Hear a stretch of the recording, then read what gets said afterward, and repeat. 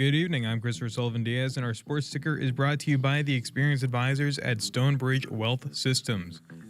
First story, Nebraska softball associate head coach and pitching coach Lori Sipple announced her retirement on Tuesday.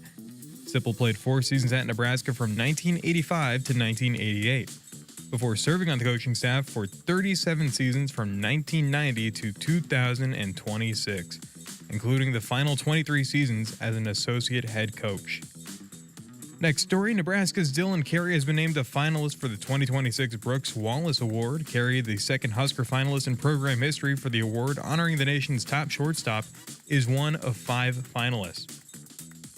And Sam Rakita, who finished up his freshman season at Nebraska in April, claimed first at the 2026 Canadian Championships in the all-around and the 1920 Senior Division on May 27, 2026. He had an all-around score of 75.964. And finally, tonight at 7:30 on ESPN, the San Antonio Spurs host the New York Knicks for Game 1 of the NBA Finals. Again, coverage on ESPN. Inside guys are there. Our sports ticker is brought to you by Stonebridge Wealth Systems, navigating you to and through the retirement of your dreams. Local advisors, a disciplined process. The Retirement Compass. Visit StonebridgeIWM.com. Our One of Sports Nightly is up next right here in the Huskers Radio Network. Coming to you live from Memorial Stadium, it's Sports Nightly. All the Huskers, all the time. Sports Nightly is presented to you by the NDOT Highway Safety Office, who remind you to buckle up and put the phone down. The payoff pitch ripped into left field, down for a single. He's going to be waved home. The throw is in time. Oh, what a seed by Chet Buck. Big-time defensive play for the senior transfer. 2 balls, 2 strikes on DC. Pitch. Swing and a drive to deep left field. Taylor back to the track, to the wall. It is gone. Dylan Carey to the rescue. Arkansas 3-2, bottom of the 8th, 1 out. Batter is Hannah Core in the first pitch. Core swings and drives this one to center and deep, and it is gone! It's gone! And this game is tied at 3! Infield to the right as well. Heron to the wine, her 1-ball pitch. Ava swings and drives this one to center. Johnson going back! It's gone! It's gone! Huskers win! Huskers win! Huskers win! Huskers win! 5-3 on the Kuzak 2-run home run! Now, here are your hosts, Jessica Coody and Kyle Crooks, on the Huskers Radio Network. Hey everybody, welcome into a Wednesday edition of Sports Nightly. I'm Jessica Coody with Kyle Crooks. Kyle, how's it going today? What shenanigans am I missing out in for you guys up there in the studio today? Too many shenanigans, to be honest with you. We can't really keep track of all the shenanigans, but it's good to see you. How's life in Oklahoma? Do we have swim lessons today? What's the calendar looking like for you? Yep, swim lessons every day. I'm very proud of the students. You know, they're coming along. We made huge improvements from the start of the week to now. So very, very proud of how far we've come in the pool. So that's been really great. Hey, I know. So should probably mention that. You know, we do this summer series where we have a best of on Fridays. And so tonight's Wednesday. So we have tonight and tomorrow full shows of Sports Nightly. But then starting Friday, we have our best of shows. And Josh sent us his list, and there's some pretty good games on there. But I know, as always, he's up for any suggestions. So if there's any Husker games that people want to hear over the past, I think he's got them dating back to like the 70s. So 402-413-2400, text those in. Would you have one you'd want to hear, Kyle? Well, I'll say this on Josh's behalf. He's already set in stone what he's doing for the rest of the summer. So if you have any suggestions, he's like, not taking them? No, he will because he's Josh. But me just sort of speaking on his behalf, he probably is set. But I think that's a good exercise to have because we do have archives that go all the way back, right? And fans have their eras and what they would want to hear. For me, oh, that's a good question because I can't really say a game that I covered because then that would look ridiculous because then it'd be like me wanting to hear my own voice for 3 hours.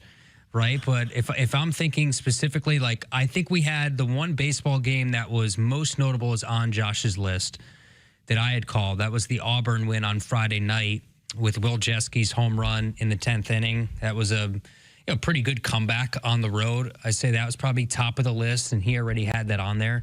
In terms of football moments, probably I wouldn't want to listen back to it because it was my first game ever, and I know that, like, you cringe a little bit when it's the first time you're ever on air, and you're like, oh, I could be so much better.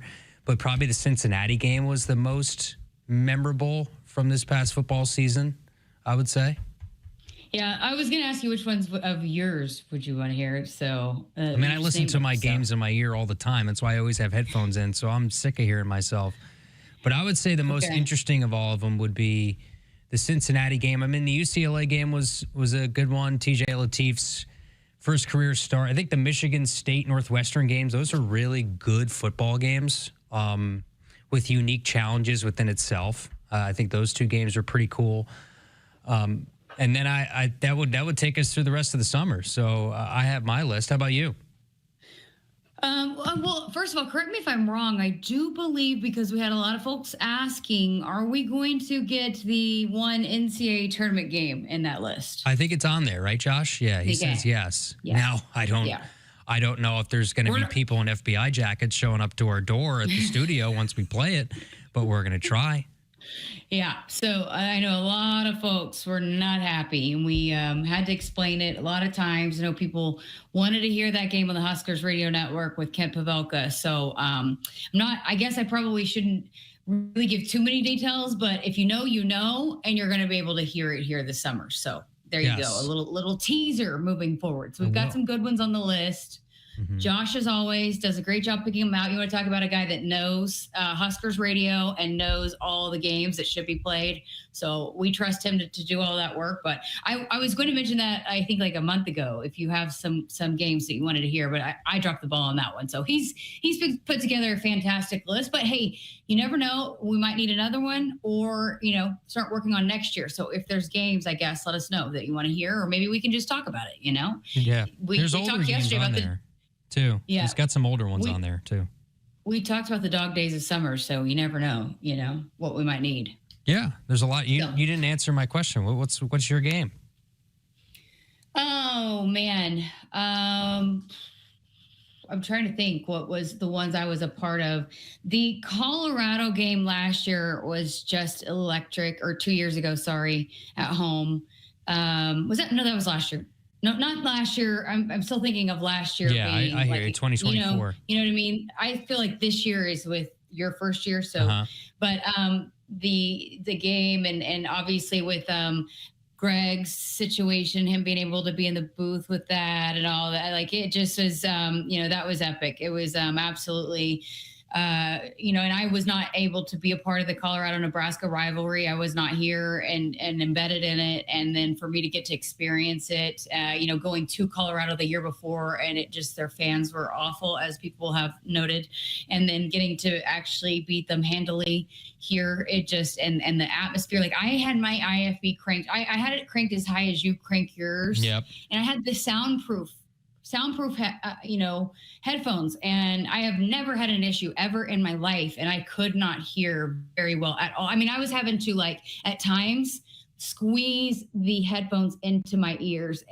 And it was the loudest game I think I've ever been a part of in my entire career. That goes back to, when I started doing this way back when. And so it was epic. I just remember so much about it. There's so many storylines to it that I think, which I think it's already been played, but I would listen to that over and over again. Yeah, that's the barometer. Every time I ask about, like, USC was pretty loud, I'll always ask you, I'll ask Damon, how does this compare to Colorado? Pretty consistently, because that's the one game that always seems to come up with Memorial Stadium atmosphere. I think this would be a good exercise from the games that we broadcast. So football, men's basketball, women's basketball, baseball, softball, volleyball.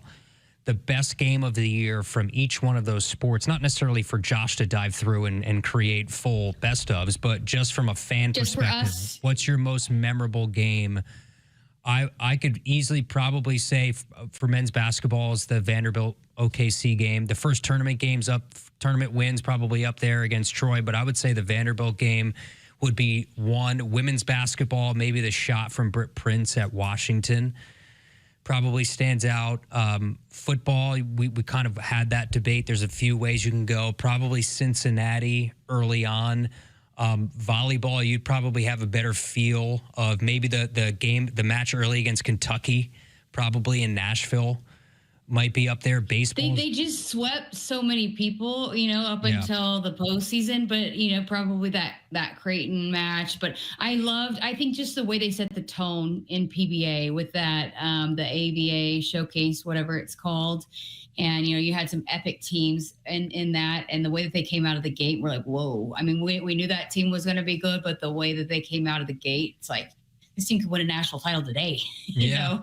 And then just seeing it in PBA was just incredible. And then I think, you could get more fans in there than what you can in Devaney, which Devaney is one of one, I know, and people love it in there, but there's so many fans that want to see it that don't get access to tickets just because it is the hottest ticket in town. So I think just getting to see PBA packed and sold out for a Nebraska volleyball game was awesome. So going back to last year, I think just the way they set the tone there just to open up the season was really great for me. And then the way they just dominated from start to finish. So I also go back for the men's basketball.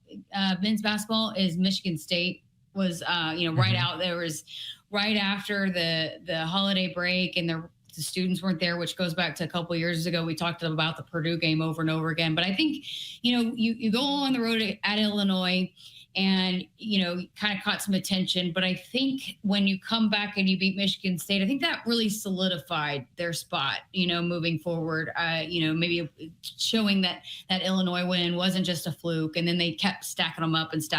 And so I think they moved into the top 10 right after that Michigan State game. So I think that was a huge kind of, I know Coach Hoiberg says the game of the season for them was at Illinois. That win, that was huge for them. But I also kind of point to the Michigan State because they were able to kind of build off of that, and I think built a lot of confidence. And they won it ugly, but they were able to really find different ways to win ball games, and that was a defensive struggle. But they ended up, and they got out rebounded, but found other ways to win that game. So I think Michigan State was a really important one, and was fun to be in PBA for that one too. You remember it was the court storming as well after Michigan State, which we haven't seen that a whole lot around here, and start of such a incredible beginning to the season. What a 20-0 start to the season. You already had blowout wins against Creighton. You already had a blowout win against Wisconsin. Those were both home games. Then you had the Jamarcus Lawrence shot against Illinois. You had the 2 bye games, so there's a little bit of a lull in the schedule to see. And that was, you're right, after the new calendar year, you're really hitting into the flow of Big Ten play. It was a huge litmus test game. I think for men's basketball, because you could easily say the NCAA tournament games, right, as the top. But if you're looking at the 2 seminal moments within the regular season, I think it could be a toss-up between Illinois and Michigan State. Illinois was a top 15 team at the time. On the road. Yeah, and what they turned out to be, right? They came here and then won the game later in the year, but that was a legit tournament team. And then Michigan State's always good with the roster they had. Tom Izzo, one of the biggest brands in college basketball, and that was a put up or shut up type of game. Like, is Nebraska for real? I think they cemented their status. That was a top 15 matchup. Nebraska was 13 at the time. I think, like you said, got them within the top 10 after they beat Michigan State, and that was a game changer. And then you had those tests on the road with Indiana, Ohio State after that, and the season just kept rolling. Well, look at that. It's not even what I was planning on talking about here in this first segment, but it's a great topic to talk about. And I feel like we should maybe do some research on that and have some of the other sports like you talked about, because that's kind of fun to reminisce. And I think I have softball. I know what softball would be. It would be the Arkansas game. Easily. Oh, yeah. Easily. Yeah. Well, and I think, on that note, probably women's basketball would be the NCAA tournament win. And, they broke the record for most watched games and or watched first 4 in game. And then Britt Prince getting her first tournament win. And so I think yeah, there's a lot of fun games to kind of reminisce on. You get so caught up in covering the season that you forget to kind of take a step back and think about all the fun things that within the season. You celebrate the season, but you forget to take a moment to step back and really think about the milestones along the way. So yeah, a lot of fun times, but we'll have to continue that moving forward. Maybe get some input from listeners and some other folks and see if they have a difference of opinions. But hey, we're diving into men's basketball coming up next. Big conversation coming up next. Kyle was able to catch up with the head coach, Fred Hoiberg, and get caught up on all the things happening around Husker men's hoops. Woodhouse has been a trusted partner in your everyday since 1975. Shop for your next vehicle with the home team at Woodhouse and the official auto dealer of Nebraska Athletics. What does it mean to be locally owned and operated? For Cenex, it means everything. It means that we know if you take your coffee to go or if you like to stay a while. It means we've helped Little Leagues get jerseys and local festivals get funding. It means we know what our communities need. So you'll always leave Cenex with a full tank, full of snacks, or full of smiles. Or all of the above. And that means the world to us. Cenex, powered locally. For more than 50 years, Woodhouse has been proud to serve our communities. We're more than a dealership. We're your neighbor, your partner, and your trusted name in automotive. Generations of drivers have counted on Woodhouse for honesty, transparency, and a hassle-free experience. Every deal starts at the manufacturer's suggested retail price. Then we apply discounts and rebates to get you to your true price. No gimmicks, no surprises. Shop local, shop trusted at woodhouse.com. Hassle-free all the way to your driveway. That's Woodhouse. Hit us up on the text line. Text 402-413-2400 with your Husker thoughts. In the mood for a wild ride? Then enter the Nebraska Lottery's Pony Payout promotion. Until July 28th, when you enter non-winning Pony Payout scratch tickets online, you could win a 2026 Ford Mustang GT Fastback. Gallop over to a Nebraska Lottery retailer and play today. Ford Mustang is a trademark owned and licensed by Ford Motor Company. Ford Motor Company is not a sponsor of this promotion. Pony Payout top prize odds 1 in 120,000. And now, introducing the starting lineup of your Nebraska Huskers. Starring Allo Fiber. At number 1, Allo Internet. At number 2, no satellite dish required. DirecTV through Allo. And at number 3, Allo Mobile. Allo Fiber, the official internet, TV, and mobile partner of Husker Nation. Level up your game and go to allofiber.com/Husker Radio. You expect your home to protect everything you love, but you don't expect the ways water is breaking down your crawl space and damaging your home. Musty smells, sagging floors, mold are just a few signs your crawl space is compromised. But there's one way to get answers to all your concerns: a free home inspection from Groundworks. We put water back in its place. Get your free inspection at groundworks.com. License number C142293. I got to see my brother get married. I would have missed my dad's birthday. Because I wore my seatbelt, I had the privilege of being part of his special day. I got to go home and see my family again. Does it click yet? Brought to you by NDOT Highway Safety Office. I would have never had the chance to see my daughter become a doctor. I was able to go to my brother's graduation. I wouldn't have adopted my first pet. And then it clicked. My seatbelt saved my life. Does it click yet? Brought to you by NDOT Highway Safety Office. We're here for those who build America. Those who believe that giving everything we've got today will pay off tomorrow.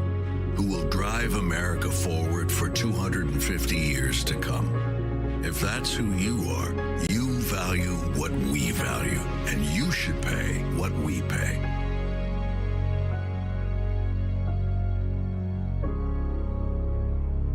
The color red means something to us. It means tough, ready, and powerful. It means our standards are high, and we expect the highest level of performance on and in the field. So while the Huskers are getting it done on the football field, you can count on Massey Ferguson tractors to get it done in your field. With its seamless CVT transmission and efficient AGCO-powered engine, you'll keep charging down the field all season long. Check out the full line of Massey Ferguson equipment at Osceola Implement in Osceola and True Ag and Turf in Falls City, Columbus, and Osmond.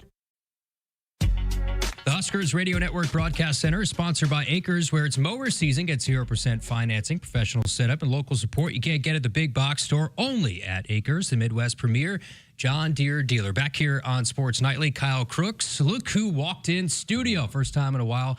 Head men's basketball coach here with the Huskers, Fred Hoiberg. He is sporting his Go Spurs Go shirt. Of course, your son, Jack, is a part of the staff. The NBA Finals begins tonight. The Knicks and the Spurs. I grew up in the New York, New Jersey area. I'm actually a Nets fan, though. But, there's a little bit to me, like seeing the Knicks in the NBA Finals. It just feels right. But for you, I mean, you have a personal family connection to this exciting time. Yeah, listen, playing against the Knicks in the Garden in the playoffs back when I was playing for the Pacers, it's great basketball. And it's good. It's good for the league. When the Knicks are good, obviously that benefits everybody.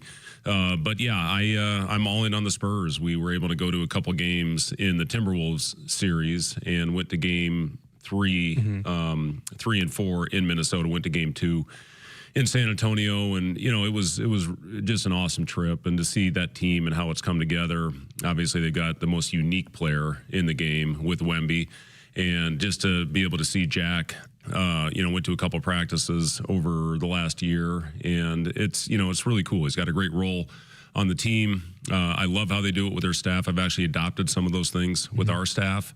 And it's great for me to go and see all that, too. That helps me as a coach. I'm able to see other systems and see how they do their shoot-arounds and those types of things. So, yes, I've got a vested interest in the Spurs, and I hope they can pull it off. What are some of those things that you look at when you're around another NBA team? You have your system and your way of doing things, but you're always trying to learn. What are those things you pick up? Yeah, honestly, the practices are more beneficial for me, and to see how they approach their film sessions and to watch their walkthroughs and how they approach that, and see what they do for their low-minute guys as far as the extra work that they're putting in, and just being able to talk to some of those coaches that I've had connections with over the course of my career at whatever level. And, it's pretty cool, to see Jack be a part of some of the same things that I was a part of, in early on in his coaching journey. This is his 4th year, which is crazy to me that it's already year 4 with the Spurs, but there's not a better organization for him to be a part of. They do things right. They do it first class. And he's getting a heck of a learning experience so far. And he's got like I said, he's got a great role. And the thing that makes us proud as parents, my wife and I, when you go down there and you hear the coaches talk about what a great job Jack is doing, that's really makes it all worth it. Yeah, and eventually wanted to be a head coach one day, I would imagine, getting into the family business. Sam, Sam just wants to play, broadcast, but Jack wants to do the coaching thing. Jack would, I think anybody that starts in this business, ultimately, yes, would love to be head coach. And you see how it starts. Jack's in the video room right now, and that's where a lot of head coaches get their start in that profession. And you prove what you can do, you prove your work ethic, and your value to the team, and you just steadily work your way up the ladder. And Jack's already done that. Chatting with Fred Hoiberg, head men's basketball coach here, and for you guys reflecting on this past year, a lot of things that you check off the box. It's interesting. There's a lot of sports here that this season there's been a lot that's been checked off, whether it's baseball, softball, men's basketball, go up and down the list. But athletic department wide, it's been a tremendous year. But when you reflect on what OKC was like, getting to a Sweet 16, how do you put into words what the season was like for you guys? It was an unforgettable season, Kyle. And when I look at the past 7 years, which again is how fast time goes, as we get older, it seems to go faster. And you're still young, so you don't know. Youngish. But for us, I can't believe it was year 7 already. And it's really why we came here. It's why we took this job, is to help Nebraska hopefully get somewhere that had never been before. And, I know, and listen, I'll say this, to get that first NCAA tournament win before expansion, that was huge, where we didn't have an asterisk by that first win. So, when I look back at it, we're just starting that journey again right now with a new group. And I'm going to use last year's team as an example of how to do it and what they did to get us off on the right foot, to get off to a great start, the chemistry that we were able to build. And everybody was bought in to everything that we were doing as far as our culture meetings. And, it's a big part of the process, is getting off to a fast start with our team. And the thing about it is we built it with very similar type people. And, that's what we look at most, is what players we can get, not only from a skill set standpoint, but also are they going to fit with how we do things from a culture standpoint. And I feel really good about the group of guys that we have. And we're going to start those workouts next Thursday. And our first team workout will be on Friday. We'll do individuals, and then we'll sprinkle in some group workouts and team workouts as we move forward. But, going back to last year's team, that's where it all started with that group. And I saw early on that we had a chance to be pretty good and prove a lot of people wrong. And, we were picked 14th in the league, and, not many people gave us a chance. And I think our guys used that. They had a chip on their shoulder all season long, and then to get off to that 20-0 start, we gained a lot of confidence through that. As much as you can gather out of these early workouts, what type of skill level you're dealing with, but you truly don't know until you get out there in a competitive environment. And to win those 20 straight to start the season in some really high quality, that the comeback win against Oklahoma in the Pentagon, winning the tournament against a really good New Mexico team, and Kansas State at that time had been playing very well. To find a way to win that tournament, and then the Creighton week. I always look back. To me, that was the key week of the season for us last year. That I think really gave our guys confidence. You beat Creighton, you beat a rival. You have 2 days to prepare for your first Big Ten game, which was Wisconsin, which might have been our best game of the year. You win that one by 30. And then you go on the road for your first Big Ten test. And, I think everybody remembers that one. Jamarcus hitting the shot at the end of the game, Price 25 in the first half. And I think at that time we knew that we had a chance to be a really good basketball team. And the guys played unselfish all year long. We have something we talk a lot about at the end of the game. When you're in the locker room, if you can look at your teammate in the eye and said you were the hardest working, most together team, you can live with the result. And I think for the most part, our guys lived up to that all year long. Yeah, and it's the way you won the Creighton game, the way you won the Wisconsin game. I mean, those weren't really games late. I mean, you won those going away. I think, how much did you take away as you were talking and you realized what this team could be? It's an exhibition game and all that, but AJ DeBonsa comes here, BYU. There was a lot more around that game just because of the star power that AJ had coming in. You win that game. I understand there's certain things that you can do and don't want to do in an exhibition game, but did you feel like that game there was more to take away from a usual exhibition? Yeah, absolutely. And I think as much as anything, it was getting Rick Mast back on the floor and how he was going to respond to all the different things that he did as far as getting himself back through the rehab process. And he goes out and makes 7 out of 8 threes. And we win that game. And I remember people asked me, you guys think you got a chance to be good? I said, well, if Rick makes 7 out of every 8 threes, we're going to be, we're going to be really good. And, but that showed us we can compete with a top 10 team. That's the benefit of a game like that. If it would have gone the other way, then we would have known a lot of the things that we needed to work on. Still learned a lot about it and had a great film session the next day, like we do after every game, win or lose, and found things that we needed to get better at. So yes, but I think to show the guys what we can do, and we're going to return that game this year. We've got other exhibition games that we're going to have. You get 3 now, and we're going to play 3 really good quality opponents. We've got the St. Louis game that we're going to play, and we should be able to announce another one here shortly that we're going to play as well. So those games are very valuable and show what you need to work on to get better as a team when the regular season rolls around. You touched on it a little bit yesterday, so I'll go here about just scheduling and how tough it can be to schedule home and home games, and RPI factors in and all these. Like, there's no mystery as to why it's tough. Do you see it's harder and harder now to come to agreements to get games that they're good for college basketball, like Nebraska going and getting a big power major school here at Pinnacle Bank? They're hard to get, but boy, they're good for the sport. It is. And, the new thing right now are these neutral site games, and we're going to play several of those next year. We played the Pentagon, obviously, the last few years, which has been great for us. We get a home court environment, and we're playing Providence on the road this year as well, and that's going to be more, of a road type environment. So, those are very beneficial for you, and a big reason why is you're able to make some money to build your roster with, and that's as big as anything in today's landscape. Whether you like it or not, it is what it is, and these are very important games for us to be able to build up the pot, that we can use as we continue on with our roster. So, we have reached out to almost every high major team. We had a lot of trouble finding a game that we could start in our home building. We're on the road at Creighton. If we were going to start with a high major home and home, that had to be a home game. We just could not find, a team that was willing to come in and start the series at PBA. So it's delicate. It's hard. because you have to find a way to stay competitive as much as you can in today's landscape with these neutral site games. And we're playing some really good opponents in that. You got Boise, you got Providence, and again, we're going to announce a couple other here soon. Yeah, you guys have put yourself in a good spot in terms of what the strength of your non-conference is going to look like for sure.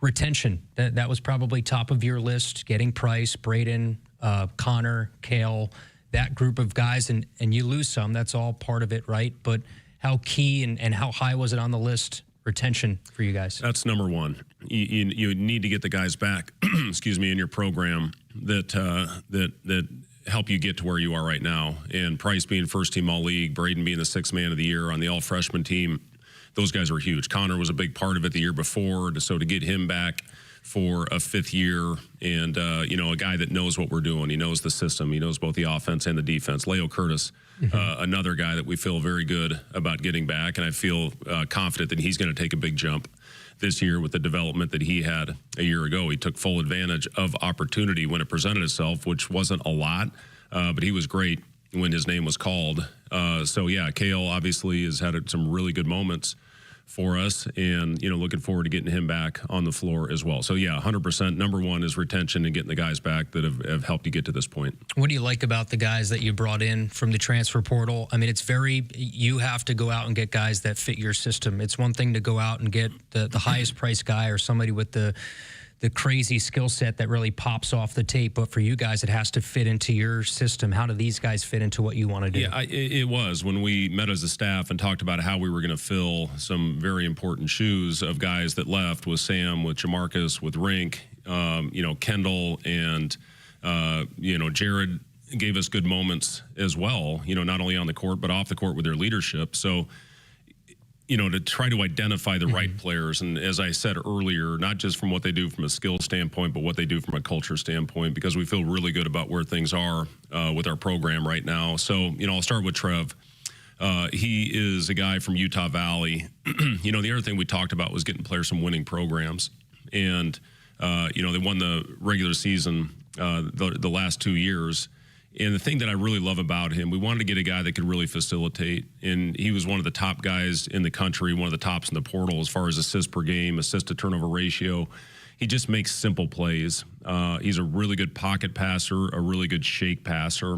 And, when you can make those type of plays with shooting that we're going to have surrounding him, I do think we're going to have a chance to shoot the ball better than we did a year ago, especially with some of the additions that we've made, with Connor, with Sam Orm, who I'll talk about here in a minute. But, Trev fit us from a point guard standpoint because of the way that he plays. He's got great hands defensively, great instincts, averaged almost 2 steals per game a year ago, and almost a 13-point per game scorer. Taj, who we got from San Diego State, another guy, when you play for Coach Dutcher in that system, you have to be able to guard. We needed a physical defender. We needed a guy that could get downhill, get into the paint. I think that's what Taj is going to be able to give us. Shot a high percentage from three, wasn't a high volume three-point shooter. We're going to get to work on that next week when we get our guys back on the floor. But just a really tough, hard-nosed player that can really guard. Sam Orm was, I think, one of the best pickups in the portal with his ability to stretch the floor, 40% three-point shooter, played in a great program at Belmont. And, just continue to get better over the course of his career. He's got great size. He's got good athleticism. A guy that can rebound the ball, but his biggest strength is shooting the ball. He can actually play make. I'm excited about him as a playmaker as well, averaging about assist and a half per game on the front court, in a front court position. And then when you look at the front line, Caden Betts is a player that's played in our league, started his career at Minnesota. He's battled injuries the last couple years. From all indications, he's feeling great. He's healthy, and he's certainly going to compete for minutes for us as well. A big part of that is he knows the league and knows what it's all about. And then when you look at Bowden Koepke, the thing I like about Bowden as their season went on, when they got into conference play, his numbers went up. You want to see them playing their best against the top competition. And that's what Bowden did. He's been in longer than anybody, and talking to the guys that have been rebounding, he can really shoot the ball. Shot 33%, which is solid. For somebody that's 6'10", 6'11", But I think we can get those percentages up. Took over 3 a game and a very good rebounder, and again, another physical defender. And then Damon Wilkinson, who we got late from South Dakota State, 14-point per game scores, 6.5 rebounds. Didn't shoot threes at South Dakota State, but he shot 72% from the line. So I think it's there. In studying his film, I do like his stroke and I like his release, and we're really going to work on his range once we get to work with our guys in the gym next week. Yeah, and then the freshmen that you bring in, Jacob and Colin as well, it seems like from everything that you've said that those are 2 guys that can make an immediate impact for this team. I mean, you don't necessarily see that a whole lot nowadays with true freshmen, but I feel like you're pretty confident in those two. I'm really high on both of those guys. And, starting with Colin, he's got a beautiful stroke. He can play make. He averaged almost 10 rebounds per game. He had a 50-point game in the sub-state right before the state tournament. Unfortunately, they got knocked out in the quarterfinals. One of their players who's going to Illinois got hurt actually in the warm-ups of that game, or I think they would have won a state championship. But he just fits us with the way that he plays. And the thing I was really impressed with when we watched him last year, the top 100 NBA top 100 camp, he really guarded and competed on the defensive end. And if you can come in and guard as a freshman, with the skill level that he and Jacob have, that's going to be your route to getting on the floor and playing minutes. And then Jacob coming off Player of the Year in the state of Arkansas, averaged over 28 points per game, won a state championship, winning pedigree. Again, a guy that does a lot of really everything on the floor with his ability to shoot it, pass it, handle it. And, again, 2 guys that will absolutely be in the mix for rotation. And when you have success as a program, you do lose guys and staff members, and your strength and conditioning coach going to the NBA, Kurt Joseph, and just did such a great job here. Michael Chapman comes in as your now new strength and conditioning coach. 15 years of Division I experience, comes from LSU Hoops. What can you tell me about him? Yeah, he's been great in talking to him on the phone. And, the biggest thing, we've got a pretty unique staff as far as how we do things with our sports scientists, with our trainer, with our nutritionist, and sports psych, and then, now with Mike in the weight room. So, those guys have to work hand in hand. There can't be mixed messaging. And, Mike has done a great job of working with Andrew McCabe, our trainer, with Matt Tomei, our sports scientist, with Jake Blattner, our nutritionist. And, I can see already the chemistry that those guys are building together. Mike will get his hands on the guys here next week. They're going to do a series of testing over in our performance lab, and then he'll put the programs together based on what their needs are. And, it'll all be individual type programs for our guys, and we'll do different things, structure them a little bit differently as we go throughout the summer, as far as small group workouts where Mike can really, have his eyes on everybody individually. And then we'll do some team bonding, team building type things in the weight room with Mike as well. But I've been really impressed, and everybody we've talked to had great things to say about him. You got a lot of weddings that need to be planned. I know Sam, of course, congratulations to your son, Sam Hoiberg. He got engaged recently, but Price, I didn't even notice Price got engaged. Kale, I did see that. Trevin's married, right? You brought Trevin in from the transfer portal. There'll be some busy guys. And then my daughter's getting married in October. Okay. So we've got 2 weddings now that we're gonna my wife's all in on this thing, and my daughter and I am staying out of everything, Kyle. When you get to that you're point busy in your enough, life, right? I am completely, it doesn't matter if I'm busy or not. I'm out of it. So anyway, you got that. And then, Sam, I don't know when he'll get married. His focus right now is on the next step of his professional, the start of his professional career. Yeah, but it's pretty cool. And, with Kale and Bergen, it's been a fun thing to see Kale in the stands at the volleyball games, and to see Bergen following our team, in Oklahoma City, even when they're had some things going on with their season. They're just an unbelievable couple. And then, Price, getting engaged in Hawaii, I think a week before Sam. That's where he got engaged as well. He's out there with his fiance's family right now. So, I said it yesterday, Kyle, love is in the air. It's in the air. It's around Nebraska basketball and the athletic department as a whole. The documentary coming out June 15th. Shout out to our guy Sam Rice on the other side of this door. I think I've heard the entire documentary while he's been editing, because my office is across the hall, but the work that goes into that, and I wonder, will you get a little emotional watching that thing back? Probably. I got a little emotional when I was doing some of the interviews, and Sam's getting married as well here in a couple weeks. So, but Sam's the best. If there's a better social media director the planet. I'd sure like to see him, because Sam does an absolutely phenomenal job with his staff in putting those cinematic recaps together, and now with the documentary. So I'm looking forward to it, Kyle. I think, listen, when you accomplish something for the first time in the history of a program, to be able to document that and see it, they've got full access to everything. I was a little reluctant on that at first, but to be able to see the finished product when those guys are in there. I have not seen the documentary yet, but I'm looking forward to it. I think it'll be special for our players, especially those that lived it a year ago, and then to share it with the fans. It sounds like it sold out, the tickets that were available in under 10 minutes.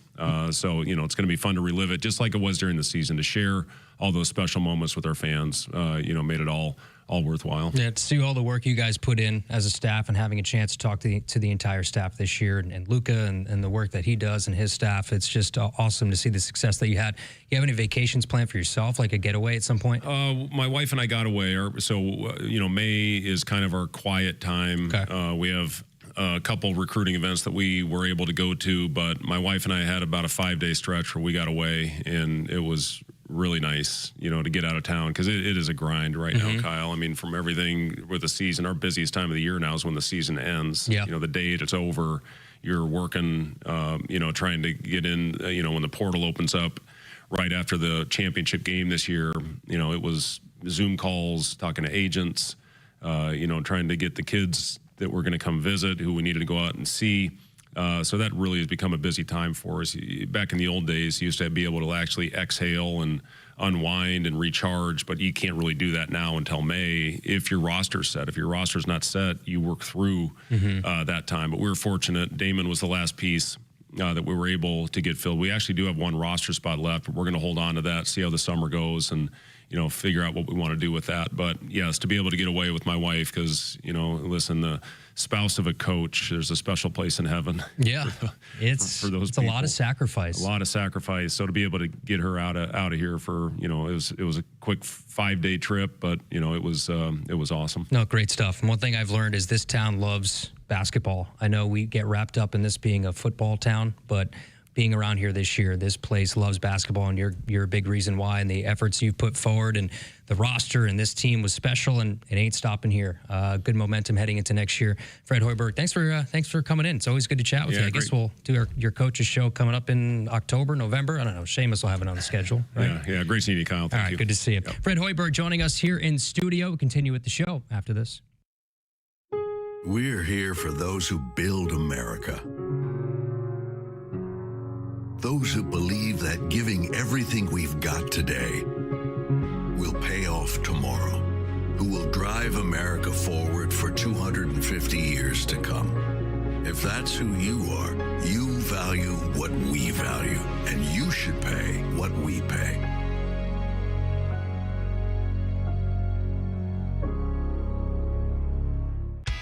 In the mood for a wild ride? Then enter the Nebraska Lottery's Pony Payout promotion. Until July 28th, when you enter non-winning Pony Payout scratch tickets online, you could win a 2026 Ford Mustang GT Fastback. Gallop over to a Nebraska Lottery retailer and play today. Ford Mustang is a trademark owned and licensed by Ford Motor Company. Ford Motor Company is not a sponsor of this promotion. Pony Payout top prize odds 1 in 120,000. Hit us up on the text line. Text 402-413-2400 with your Husker thoughts. Noddle Companies proudly supports the Huskers Radio Network. As a full-service leader in commercial real estate, we create thriving communities. Discover what's new in the Builders District in North Downtown, Noddle Hospitality's latest venture in Aksarben Village, and the contemporary living of row house townhomes on Leavenworth. We're welcoming world-class concepts from men's fashion and great eats to gorgeous homes and green spaces, all professionally managed by Noddle Services. These are the Noddle Companies, building a better Nebraska. For more information, check us out on Facebook and Instagram. You expect your home to protect everything you love, but you don't expect the ways water is breaking down your foundation and damaging your home. Cracks in walls and uneven floors are just a few signs your foundation is compromised. But there's one way to get answers to all your concerns: a free home inspection from Groundworks. We put water back in its place. Get your free inspection at groundworks.com. License number C142293. I would have never had the chance to see my daughter become a doctor. Because my mom wore her seatbelt that day, I get to hug her when I go home. And then it clicked. Because I wore my seatbelt, I learned that one moment in time can change a person's life forever. Brought to you by NDOT Highway Safety Office. The day we were hit was the second to last day of our high school careers. We were about to graduate as best friends together. And then it clicked. Because we wore our seatbelt that day, we still get to experience life together. Brought to you by NDOT Highway Safety Office. What does it mean to be locally owned and operated? For Cenex, it means everything. It means that we know if you take your coffee to go or if you like to stay a while. It means we've helped Little Leagues get jerseys and local festivals get funding. It means we know what our communities need. So you'll always leave Cenex with a full tank, full of snacks, or full of smiles, or all of the above. And that means the world to us. Cenex, powered locally. It's not a job. I don't start my day by logging in or end my shift by punching out. I don't have a corner office, but I do have a seat with a view. I get to see every sunrise and every sunset. And while I may technically be my own boss, I fully accept that I am not in charge. I'm a Nebraska corn farmer, and there's nothing else I would rather be. Brought to you by the Nebraska Corn Board. For more than 50 years, Woodhouse has been proud to serve our communities. We're more than a dealership. We're your neighbor, your partner, and your trusted name in automotive. Generations of drivers have counted on Woodhouse for honesty, transparency, and a hassle-free experience. Every deal starts at the manufacturer's suggested retail price. Then we apply discounts and rebates to get you to your true price. No gimmicks, no surprises. Shop local, shop trusted at woodhouse.com. Hassle-free all the way to your driveway. That's Woodhouse. The Huskers Radio Network Broadcast Center is sponsored by Akrs, where it's mower season. Get 0% financing, professional setup, and local support you can't get at the big box store. Only at Akrs, the Midwest premier John Deere dealer. Welcome back to Sports Nightly with Kyle Crooks. I'm Jessica Coody. First of all, I don't know what I'm ever going to do when it's not mower season because I got it memorized finally. It took me a while, but I finally got that one memorized. When does mower season end? What's the official deadline? But October? Probably in August when we switch over to a new football season.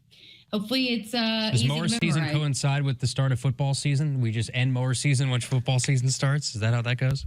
I don't know. Let me talk to my Akrs people. I'll get back to the audience. You don't mow. I don't. That's why I have an apartment, probably for that exact reason.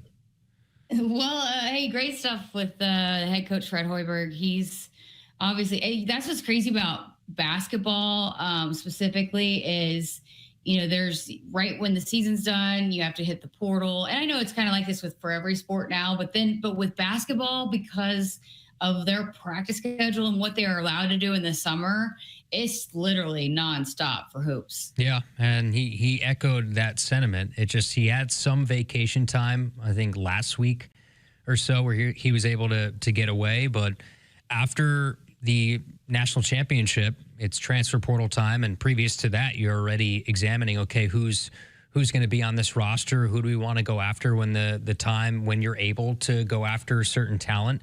And then it's right into summer workouts. So next week, they'll start their summer workouts with the guys. They'll get some individual stuff. You have a new strength and conditioning coach, which, you have to have the transition there. And that's the most important time for a strength and conditioning coach, right? Is summer workouts heading into those fall practices that you eventually get a chance to have. So it's never ending. And that's college sports in general, not just football, but all sports. It's 365. Yeah, that's a big replacement there. They loved Kurt Joseph, and he gave him a ton of credit for what was able to be accomplished here over the last few years. But he seems fired up about Michael Chapman, though, taking over. Yeah, 15 years of Division I experience. He spent some years at LSU as well as their men's strength and conditioning coach. He just has a lot of experience, and Fred made a lot of calls to reference Michael Chapman, and all the people that know him did not hear one bad word about him in that evaluation process. So he knows how important it is with their relationship with sports science and all the different things that go into sports nowadays. It's an important position to make sure you get right, and he feels like they did. I know you're going to try to catch up with him soon, too. He's probably a little bit of a whirlwind, but I know we're going to try to get him on this show soon. So, all right, we got to get to a break. We're back to wrap up hour number 1 next. A Applied Connective Technologies may be an award-winning IT company, but since day one, our passion, commitment, and top priority have always been about people. Hey Lincoln, I'm Ed Knott, President of Applied Connective, helping Nebraska businesses and organizations to operate at their peak potential. We're proud to offer world-class support in the areas of managed IT and cybersecurity, phones, surveillance, door access control, cabling, audio, video, and more. To hear what customers say about working with us or for a free technology consultation, head to appliedconnective.com today. For more than 50 years, Woodhouse has been proud to serve our communities.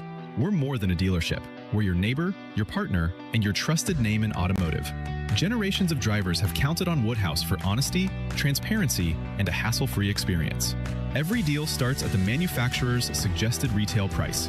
Then we apply discounts and rebates to get you to your true price. No gimmicks, no surprises. Shop local, shop trusted at woodhouse.com. Hassle-free all the way to your driveway. That's Woodhouse. Hit us up on the text line. Text 402-413-2400 with your Husker thoughts. What does it mean to be locally owned and operated? For Cenex, it means everything. It means that we know if you take your coffee to go or if you like to stay a while. It means we've helped Little Leagues get jerseys and local festivals get funding. It means we know what our communities need. So you'll always leave Cenex with a full tank, full of snacks, or full of smiles, or all of the above. And that means the world to us. Cenex, powered locally.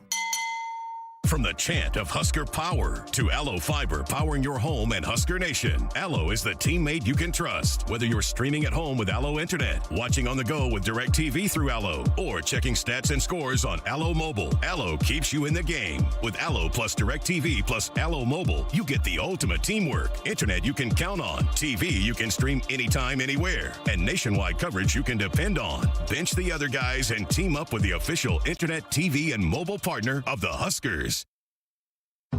Welcome back. Final minute or so left of hour number one of Sports Nightly on this Wednesday night edition with Kyle Crooks. I'm Jessica Coody.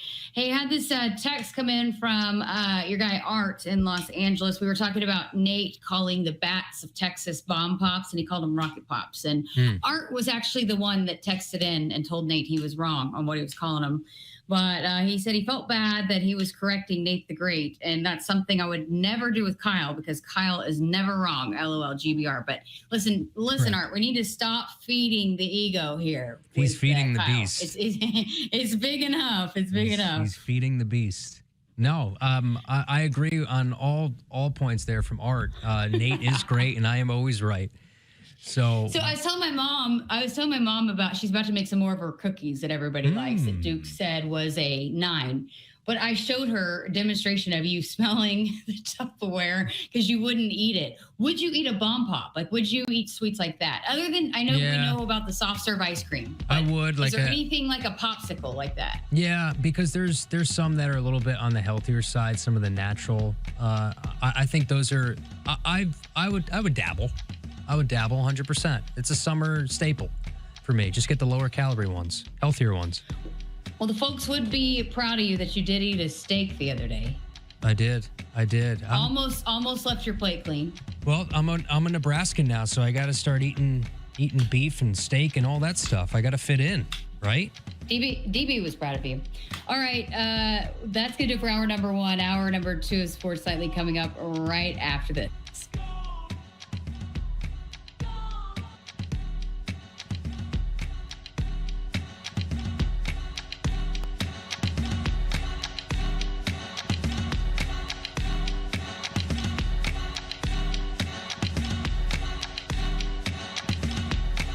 Hit us up on the text line. Text 402-413-2400 with your Husker thoughts. For more than 50 years, Woodhouse has been proud to serve our communities. We're more than a dealership. We're your neighbor, your partner, and your trusted name in automotive. Generations of drivers have counted on Woodhouse for honesty, transparency, and a hassle-free experience. Every deal starts at the manufacturer's suggested retail price. Then we apply discounts and rebates to get you to your true price. No gimmicks, no surprises. Shop local, shop trusted at woodhouse.com. Hassle-free all the way to your driveway. That's Woodhouse. The work is dirty and sometimes dangerous. It's the kind that can break your body and if you let it, your spirit. But while there may be better ways to make a living, you won't convince me there's a better way to live. I'm a Nebraska corn farmer, and there's nothing else I would rather be. Brought to you by the Nebraska Corn Board. The color red means something to us. It means tough, ready, and powerful. It means our standards are high, and we expect the highest level of performance on and in the field. So while the Huskers are getting it done on the football field, you can count on Massey Ferguson tractors to get it done in your field. With its seamless CVT transmission and efficient AGCO-powered engine, you'll keep charging down the field all season long. Check out the full line of Massey Ferguson equipment at Osceola Implement in Osceola and True Ag and Turf in Falls City, Columbus, and Osmond. We're here for those who build America. Those who believe that giving everything we've got today will pay off tomorrow. Who will drive America forward for 250 years to come. If that's who you are, you value what we value, and you should pay what we pay.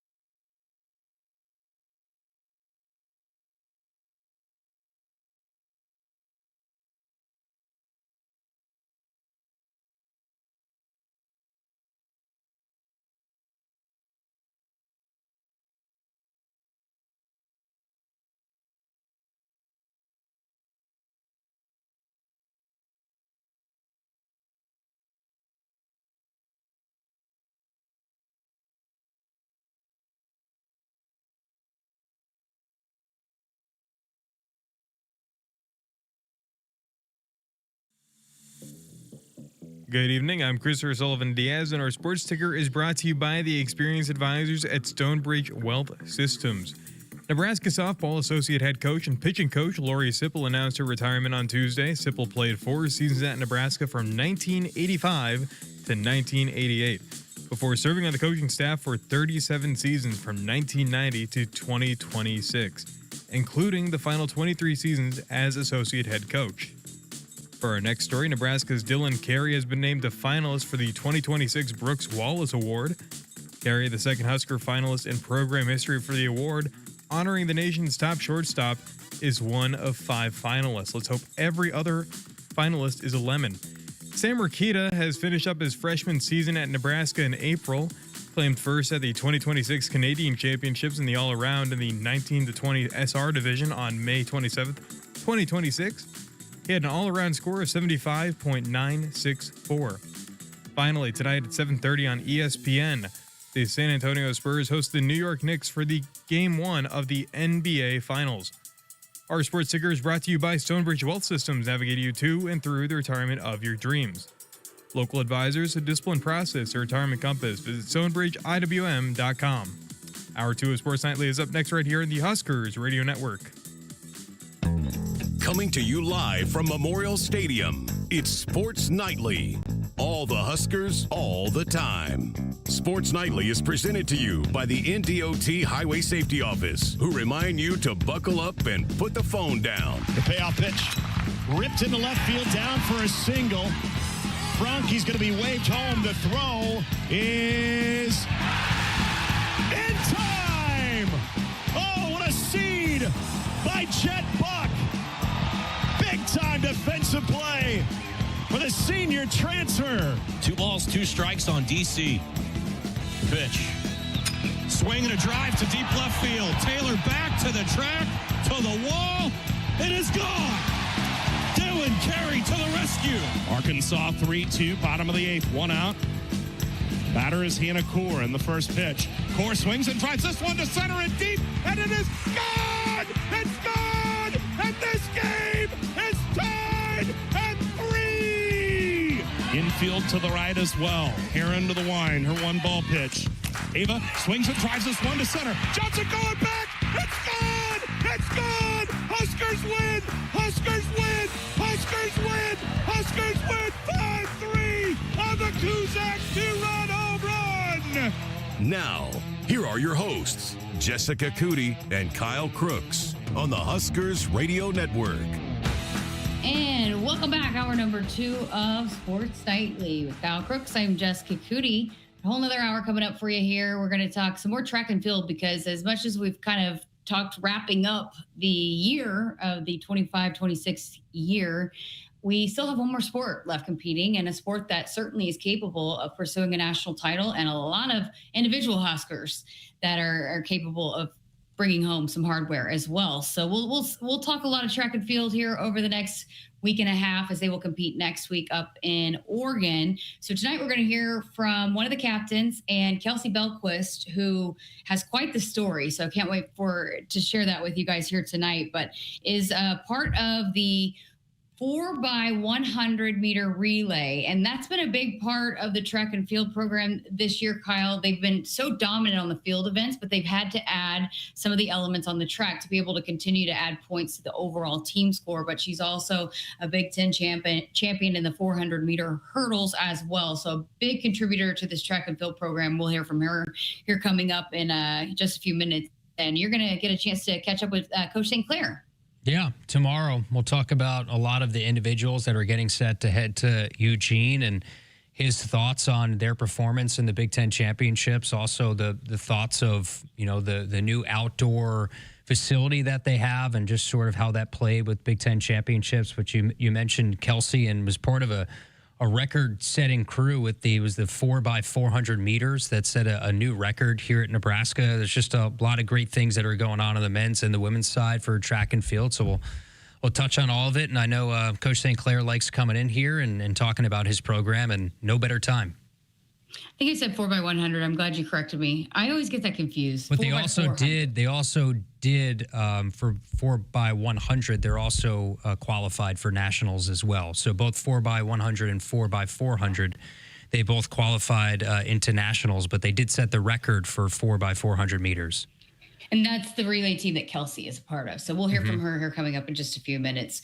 Okay, so one of the things that has been really blowing up my social media today, my X, if you will, is the big meeting about the Protect College Sports Act. And the thing that I keep seeing a lot, it's kind of one of the top bars or whatever news items, is that Nick Saban has been a big part of this, and he spoke today, and it seems like people are pretty, I don't know, maybe a little split. A lot of people pretty vocal that they do not feel like he should be one of the ones speaking on behalf of college sports. You just came from the SEC. What are your thoughts about him being one of the main voices of where this thing might go moving forward? It's sort of expected, right? I mean, everyone wants him to be the college football commissioner. When you think of a figurehead, there's nobody that everyone probably respects more, not just in football, but in college athletics, than Nick Saban and what he was able to create at Alabama.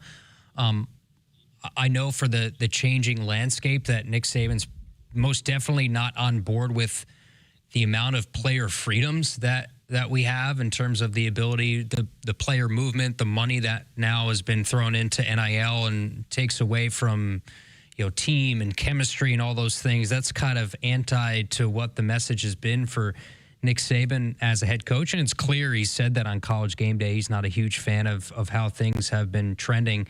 The Protect College Sports Act, a lot, there's a lot that's good in there, Jess. I think a lot of it, though, is pie in the sky. Collective bargaining and pooling together media rights. And these are things that... And that's what makes the Big Ten and SEC against it. That's one of the big parts of it, right? Of course, on paper, it looks good. Of course, we'd say, yeah, well, duh, this is good. That's good, 5-5, which is probably going to happen, right? Anti-tampering, coaches not being able to leave during a season. Like, these are all things like, well, duh, but you have to be able to agree to these things. They're all, a lot of it's obvious stuff that would help college sports in the better. Some of it just would never be agreed upon, mostly, especially when I think of media, whenever money comes into it, and that's when you start to realize that, like, hey, can we actually get this done? Can conferences actually agree to this? Can commissioners come together and actually agree on point A, point B, point C, even if as obvious as it might be? I just don't see one that, the government intervention is probably necessary for us to take the next step, but it's still going to take conference commissioners coming together and agreeing on certain things, which I don't think we'll get to that point, at least over the next year, probably. Yeah, that's my thing too, and certainly it's been talked a lot about, like, this might have the best chance of going through, but I feel like they should have condensed it, and I don't know if they were just trying to get everything they thought should be fixed all done in one, but I feel like they should have started a little smaller. Like, what are the biggest issues right now? People want to fix, right, the quote unquote pay for play, and I feel like the CSC, as we have been affected by at Nebraska quite a bit here recently.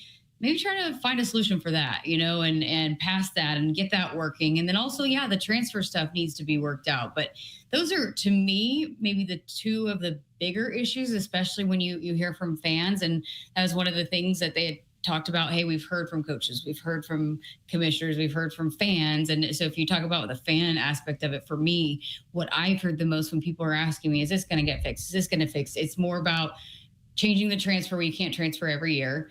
And then also, like, how can you maybe a little bit try to fix the pay for play, just continuing to get out of hand more and more every single year. So I feel like if you could just find a way to maybe invest a little bit more in the CSC, get them more prepared and how they handle certain deals, because that to me would fix a lot of it if you could track what's legit and what's not, which was the goal of it. It just has not been working as well as they've wanted it to, because they're so backed up, because I don't think they have the kind of resources that they need right now. Yeah, it's clear the leagues wanted some governance, and the governance is here, and there's a lot of people that are not happy about it. I think part of it is, like you said, the CSC, it feels like it's an incredibly understaffed thing, right? There's so much backlog in terms of NIL deals and what's going to go through and the timing of a lot of these things that, I think that's part of the frustration in it all. But some of the other things that you look at with this deal that would help transform college sports to be a little bit more regulated, but a one-time transfer, is that something, again, that gets agreed upon? The 5-for-5 seems like we're heading in that direction. That seems like something that's going to happen anyway. The pro player ban, so more specifically, what you saw last year with Charles Bediako for Alabama, who was in the G League, who went back to college sports. Now, does that bar, say, professionals that play in Europe, right, that come over, which has been pretty normalized, that come over and play college basketball here? Is that something that gets axed away, a hard cap in terms of what you're able to spend, an agent fee, I guess behind the scenes, and Searles would be able to be a better ask of this, but a 5% max agent fee. I'm sure there's some agents that don't have the best intentions of the student athletes in mind that charge a pretty high percentage of whatever these athletes make. The quote unquote Lane Kiffin rule. So that's coaches that leave within a season. What we talked about, the pooling of television rights, which I think everybody would be all in on, aside from the SEC and the Big Ten. And then the big one would be prohibits a super league, which if you talk to athletic directors, talk to conference commissioners, I think the Big Ten and the SEC are probably more than preparing to create a potential super league because of the frustration that we've seen, at least now with the CSC, with NIL regulations, just how things don't seem to be the same for everybody, even at the highest levels. And this prohibiting a super league would help the future of the NCAA, of some of these other schools, the Mountain West, the building out of the Pac-12, some of these other leagues that want to continue to be relevant within the national picture. Well, Super League certainly wouldn't help that. So this potential bill would axe any potential of a Super League.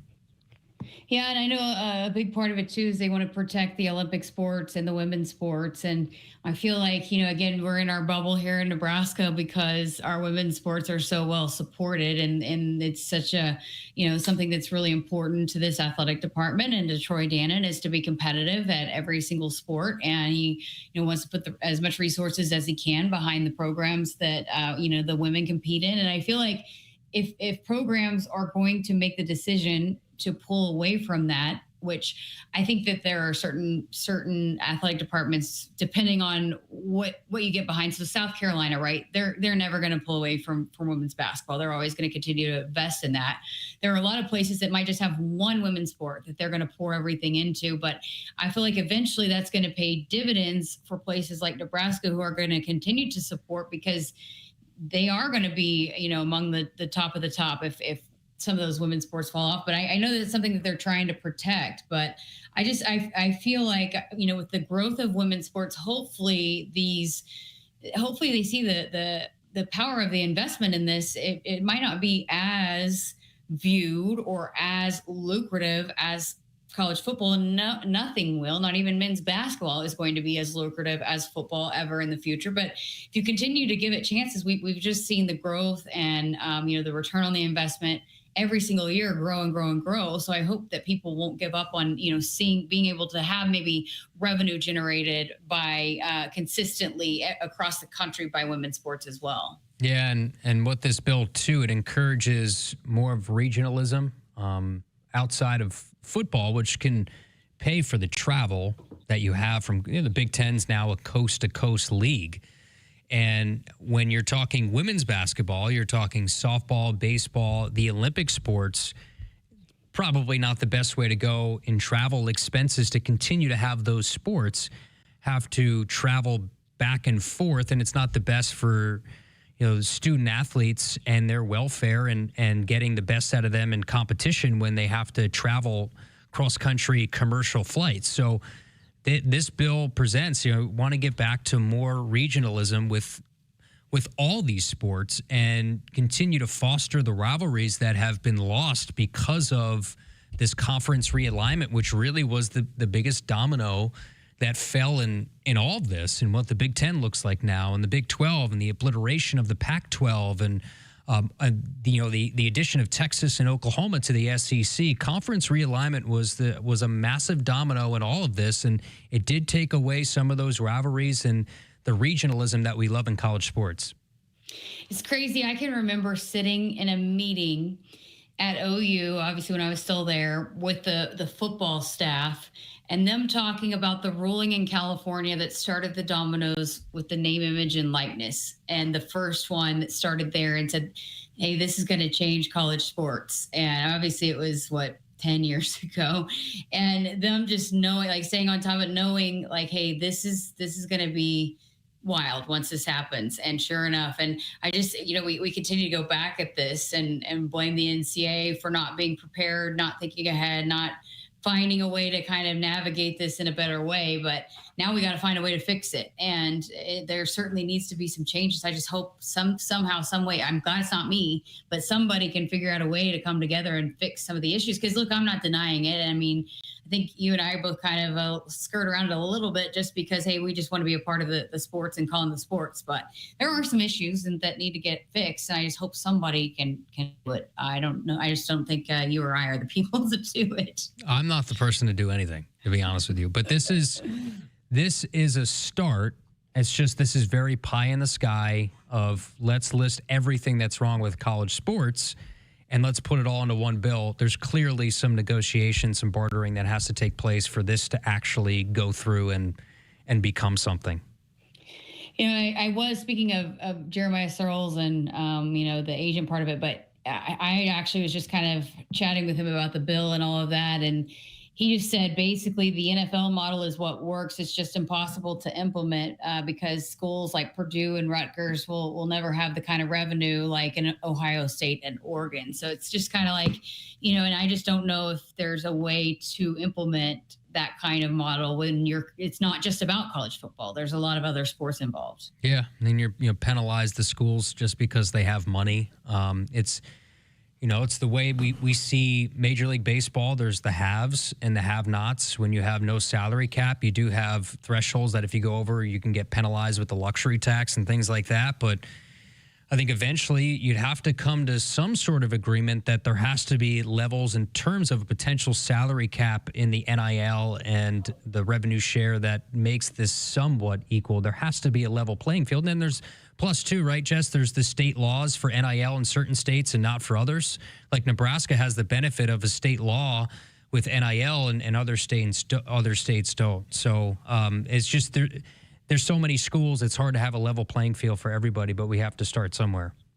And I think that's one of the issues with the SEC and Big Ten with this is that it doesn't include something that fixes that, right? That state laws, and there needs to be some nationwide kind of federal, I guess, legislation that overrides state laws.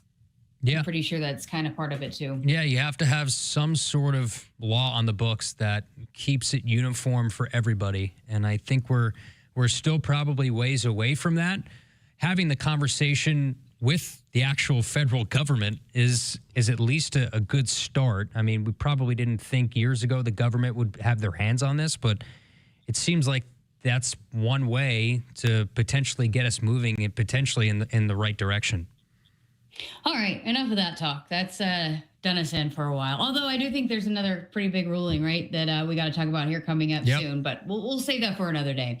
Woodhouse has been a trusted partner in your everyday since 1975. Shop for your next vehicle with the home team at Woodhouse and the official auto dealer of Nebraska Athletics. All right, coming up next, going to hear part of my conversation with Kelsie Belquist. She's a captain. She's a big contributor to the overall team scores, but the reigning Big Ten champion on the 400-meter hurdles. She's part of the 4x400-meter relay team as a Nebraska track and field team will head to nationals coming up next weekend. So play that conversation with Kelsie Belquist coming up next here on Sports Nightly.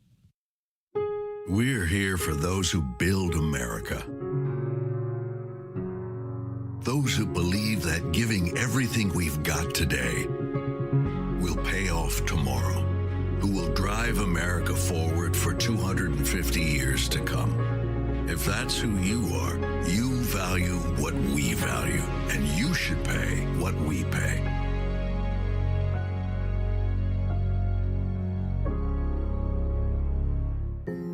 It's not a job. I don't start my day by logging in or end my shift by punching out. I don't have a corner office, but I do have a seat with a view.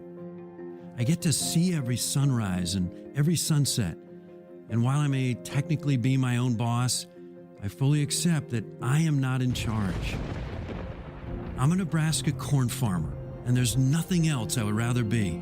Brought to you by the Nebraska Corn Board. Hit us up on the text line. Text 402-413-2400 with your Husker thoughts. In the mood for a wild ride? Then enter the Nebraska Lottery's Pony Payout promotion. Until July 28th, when you enter non-winning Pony Payout scratch tickets online, you could win a 2026 Ford Mustang GT Fastback. Gallop over to a Nebraska Lottery retailer and play today. Ford Mustang is a trademark owned and licensed by Ford Motor Company. Ford Motor Company is not a sponsor of this promotion. Pony Payout top prize odds 1 in 120,000. From the chant of Husker power to Allo Fiber powering your home and Husker Nation, Allo is the teammate you can trust. Whether you're streaming at home with Allo Internet, watching on the go with DirecTV through Allo, or checking stats and scores on Allo Mobile, Allo keeps you in the game. Bench the other guys and team up with the official Internet, TV, and mobile partner of the Huskers. Go Gig Red. Visit allofiber.com/Husker Radio. You expect your home to protect everything you love, but you don't expect the ways water is breaking down your basement and damaging your home. Mold, cracks, and of course visible water are just a few signs your basement is compromised. But there's one way to get answers to all your concerns. A free home inspection from Groundworks. We put water back in its place. Get your free inspection at groundworks.com. License number C142293. I got to see my brother get married. I would have missed my dad's birthday. Because I wore my seatbelt, I had the privilege of being part of his special day. I got to go home and see my family again. Does it click yet? Brought to you by NDOT Highway Safety Office. I would have never had the chance to see my daughter become a doctor. I was able to go to my brother's graduation. I wouldn't have adopted my first pet. And then it clicked. My seatbelt saved my life. Does it click yet? Brought to you by NDOT Highway Safety Office. We're here for those who build America. Those who believe that giving everything we've got today will pay off tomorrow. Who will drive America forward for 250 years to come. If that's who you are, you value what we value, and you should pay what we pay.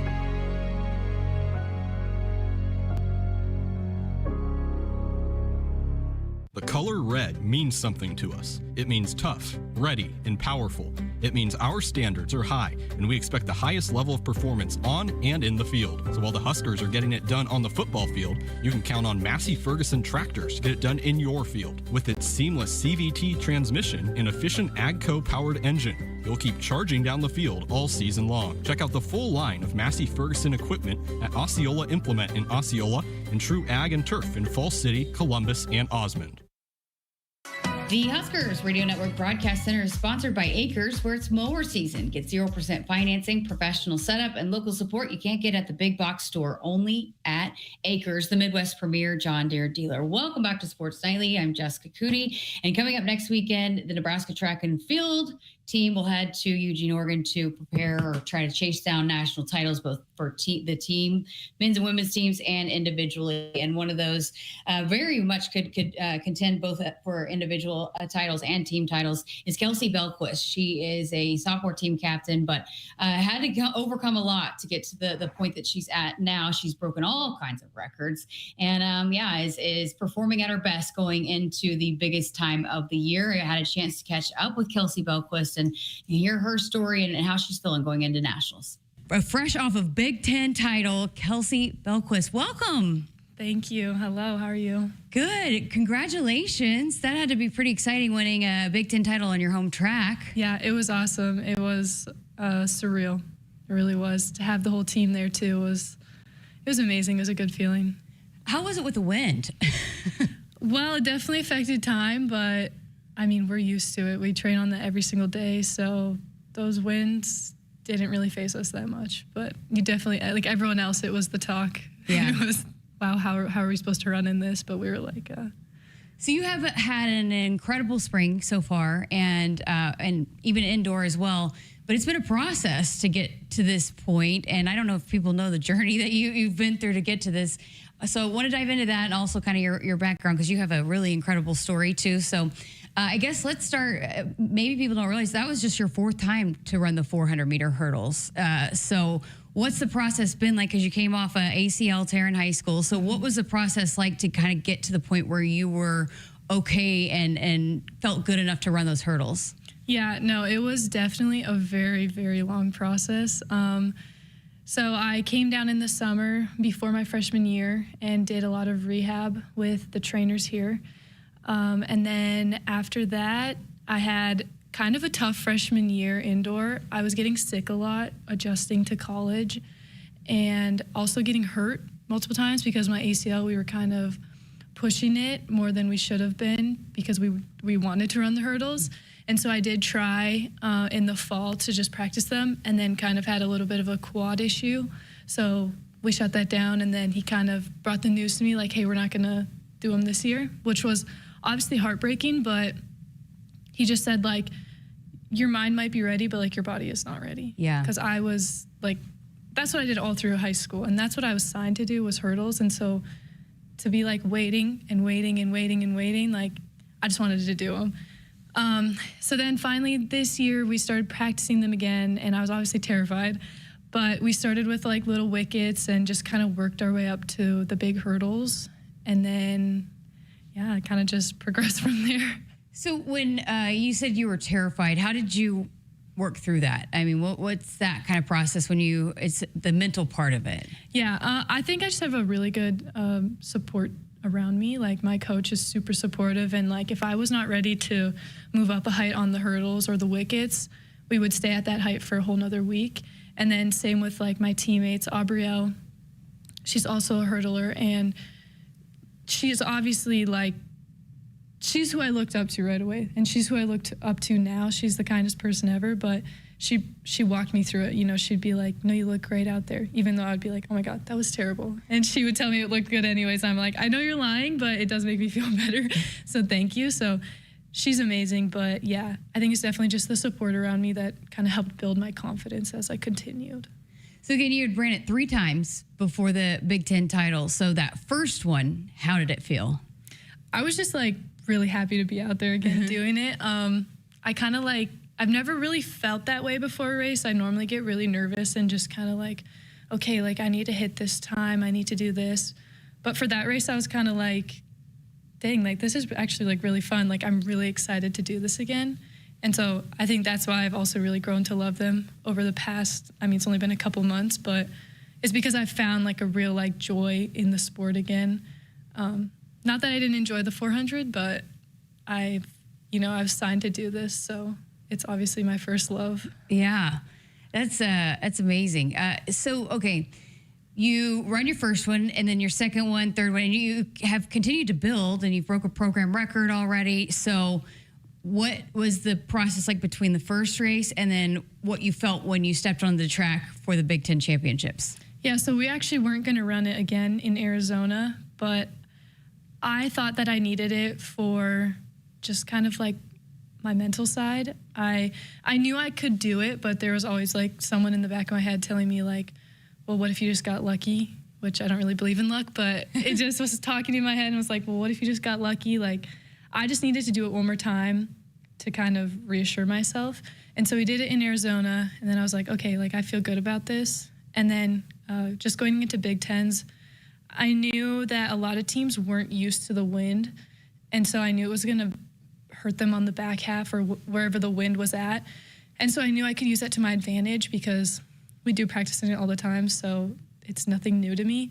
So I kind of just used that, and then obviously the last half was hard because the wind's at your back, so your steps are like really messed up, but I just knew if I got over them, like I should be fine. Okay, so you obviously light up when you're talking about the hurdles, and you did a lot of events in high school. We were chatting about it. You're a 10-time state champion in North Dakota. But what is it about the hurdles that it's your love? I honestly don't know. Like, me and my dad got me into it during COVID because we were just so bored. And he's like, let's just try the hurdles. And I'm like, okay, like that's really random. And it just kind of like grew from there. I think it's because I've had so much success in it. I've had success in other things, but the amount of success I've had in hurdles has been a lot greater than the other things. And I just like, after I finished a race, I'm like, okay, like I kind of want to do it again. But like a 400 I finished and I'm like, oh, I'm so glad I'm done. So I think it has something to do with that. But I don't really know. Yeah, and again, we were chatting about this. A lot of people say the 400 the 400 meter hurdles is the toughest race in track, but you see the 400 is harder than the 400 hurdles. Yeah, I think that having the hurdles in the way kind of takes my mind off of how long the race is. And people are like, well, you have to jump and run. I'm like, it's more like a rhythm. Like 400 hurdles is a lot like, I don't realize I'm running until the 200. It's almost like I like black out. And then I'm like, oh my gosh, I only have 200 meters left. Like, I'm just going to finish this. So I think that's what it is. In the 400, I just have so much more time to think about things and like think about how I'm running and if I'm running fast enough or staying on like how me and coach talked about me running it. And I think that's what makes it harder is because you have this mental side in the 400, and in the 400 hurdles, to me, it takes that part away because I'm thinking about the rhythm.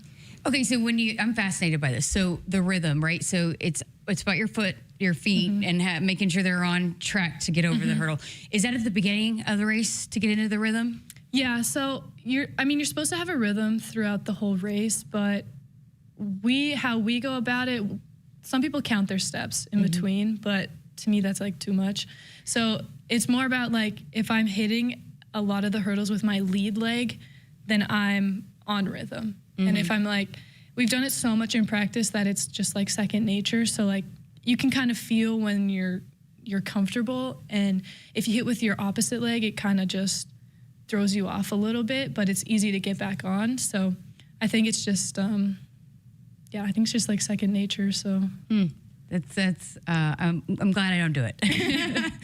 Okay, so let's go back to the beginning. You're a multi-sport star, and you played basketball, volleyball, and ran track. So first of all, I guess, why did you choose track? Well, you talked about the hurdles, but you did a lot of things in track. So what was it about the track part of it that you thought, that's my future? Yeah, so my sophomore year, actually, I was like mentally decided to play volleyball. And I just loved volleyball. Like, I loved flying around the court. Like, I knew how to use my speed on the court. And, like, that's what had my heart. But then my junior year, I think, is just when I started to get super comfortable with track and just loved, like, the team environment. But then you have your own, you're reliable for yourself. And you have your own responsibility on the track. And I think that's what I liked, because sometimes it can be frustrating when people don't hold up their side of something. And so with track, I was like, okay, there's a team aspect and there's team events, but I also get to do things on my own, and it's going to be my fault if something happens. Yeah. And like, I'm the only one that has to reap the consequences. So I really liked that part of it. But I think my junior year, I was like, okay, wait, no, I actually really love track. And then started getting messages from a lot of people. So I was like, okay, yeah, this is definitely what I want to do. I know I can go pretty far in it, so I want to pursue that. Oh, that's cool.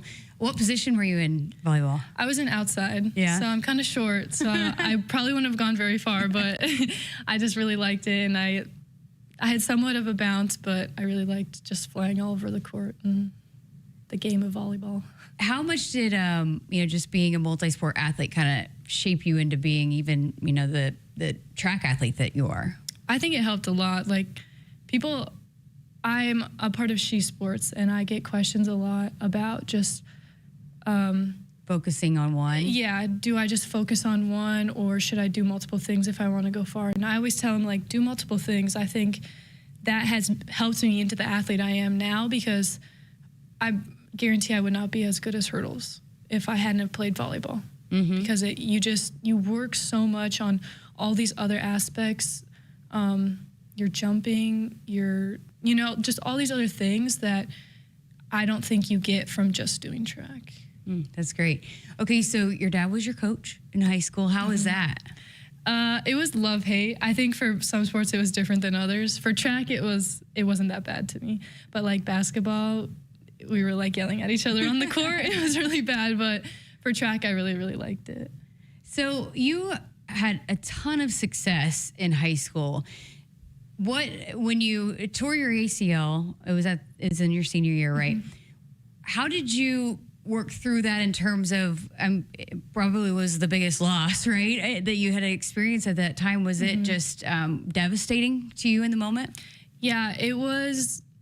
Me and my parents, we didn't believe it until we got the test, even though it was the signs were pointing towards a torn ACL, but we were like, no, I was able to walk, and I was able to do a single leg squat on it. So it was kind of like an odd injury. Because we had multiple opinions before we got it scanned, and they were kind of like, I think it is, but it's kind of weird the types of things she's experiencing. And so after we got it scanned, I think my parents were more devastated than I was, just because, they've grown up with me and they know the heart and the drive I have for sports, and especially because I was losing my track season. And after signing with Nebraska, I was super focused on track that year and practicing it. But for me, it was heartbreaking, and there were times where it was worse than others. But I think, I don't know, I just kind of knew, I've just felt like I was going to come back, and everyone was telling me you'll come back stronger. And I started getting a closer relationship with God, and I think that really helped me too. And I think that's also why I'm succeeding so well this year, is because I'm not only performing for myself, but for somebody else. And so I also strive to tell people that too, because I think that's important, is to not only perform for yourself and for these awards, but to perform for a bigger reason, because it makes it more meaningful. Oh, that's fantastic. Okay, so when you had already signed with Nebraska, and I feel like we hear that a lot with athletes that maybe they pulled a scholarship, whatever. So what did it mean that Nebraska still believed in you and wanted to help you work through the injury? Yeah, it was a big relief, because obviously you're terrified that you're going to get your scholarship pulled and you're going to have to figure it out. But it gave me a lot of trust in them signing and then that happening and them still wanting me. And I think it also gave me a drive and belief to kind of get through this injury as quick as I could and as strong as I could. You said multiple places were recruiting you. Why Nebraska? It feels kind of like a town from North Dakota, a bigger area. And so I thought I liked that it doesn't feel super populated, in my opinion, which I'm from a really small town, so that's kind of saying something, but I don't feel that it's terribly populated, and I like that feeling. And Lincoln obviously just has such a great fan base and support, so I think that's another thing that brought me in. Love it. When you were waiting and working through and having to kind of be patient through everything, you were telling me that you learned a lot about yourself, about being part of the team here. Kind of walk us through that and how much different you kind of feel as an athlete after going through that process. Yeah, I learned a lot about, teamwork. I obviously think I was a little I'm not sure what the word is, just kind of full of myself and didn't really know how to be on a team. But when you're in an injury and you have to sit out all year and sit on the sideline all year, you learn how to be a teammate and you learn how to support others and cheer on others. And so I think that's definitely made me into the person part of the person I am today. And I'm honestly glad the injury happened. I've found a lot more about myself, and I like the person that I've become because of it. And so I don't really see it as that much of a negative. You guys also, on that note, have performed really well in the relay at the Big Tens. And Coach St. Clair has told me that while they've been really good on the field events, they've had to they need to find points on the track as well. So how much pride do you take in that and being able to kind of provide that for this team as they continue to build and grow and look to find points in all places? Yeah, I know we're all pretty happy that we did really well this weekend because we've been wanting to kind of show the success that we know we can have. And so to score all those points this weekend, I think was really big for us on the sprint side. We like to hold up our end of stuff, so we're really glad that we just did that. I want to go back, again, you just started running this race again, and you're already at the top of the record books. First of all, did that race feel special? The first one? Yeah. Yes. I ran it a couple times my junior year at just like summer track meets, but it felt nothing like that. I obviously didn't have the correct training, but it felt just smooth and easy. And when I saw the time, I'm kind of like, oh, wow, I didn't even know I could do that. Like my coach was telling me all year, like, okay, this is our target time. Like, this is what we're running to hit. Like, you can do this. And I believed him, but then there's also that side of you that's like, is he just like telling you that to tell you that so that you do run faster? Or is he actually being honest with you? And he was being honest with me, so. Wow. Yeah. So then you're talking about being on top of the program record books. And so how does that feel? It's really special. I'm obviously very blessed and thankful. I mean, I hope to keep breaking your own record. Yeah, I hope to keep going up there, but it's one step at a time, and obviously I have to get through like practices to do that, which is unfortunate, but it's the outcome is fun. So yeah. Okay, going back to your family, what did they think when you picked Nebraska? Are they all in on Go Big Red? Yeah, they all loved it. My dad kind of wanted me to go to NDSU, but there was just something about Nebraska, and I really wanted to get out of North Dakota. The weather's terrible there if you've ever been for sports, especially outdoor sports. So I was like, no, I want to go somewhere a little warmer. I mean, you guys still have high winds in winter here, but it's nothing compared to the snow that we get. So that really entranced me was the weather here. Your whole family is athletic too, and your dad coached all of you guys. Yeah. Right? Yeah. My dad and my uncle played at NDSU football, and then my brother went to UND, which is the rival school to NDSU. So that shook the family up a little bit, but yeah. And I think my sister will go somewhere. She's good. Again, that was Kelsie Belquist of Nebraska Track and Field, the Big Ten champion in the 400-meter hurdles, also a big part of the 4x400-meter relay team as she will head to the NCAAs coming up next week. You can hear that full conversation. It's out now on our podcast platforms, our YouTube channel, as well as a part of our Husker Women's Wednesday powered by Emeritus. Emeritus is proud to power that podcast and all of Husker women's sports. All right, got to get to a break. More Sports Nightly coming up right after this.